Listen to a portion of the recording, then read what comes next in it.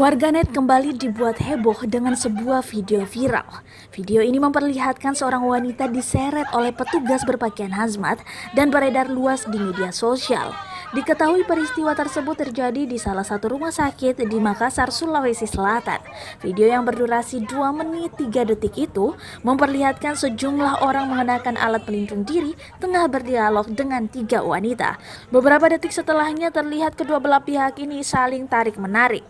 Hingga akhirnya, seorang perempuan diseret keluar dari ruangan. Menurut informasi yang beredar, wanita yang diseret adalah keluarga seorang pasien dalam pengawasan atau PDP COVID-19 yang baru saja meninggal.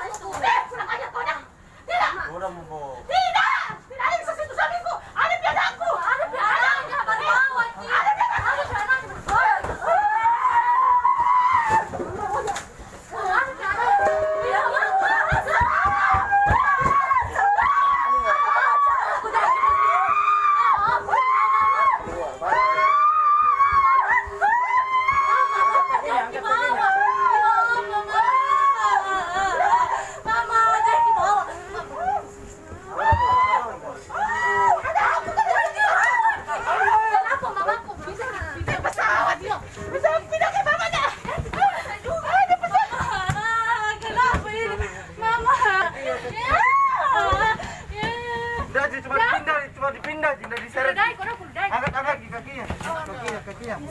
Udah diseret. Mama, dengar papaku. Tunggu kakakku kono.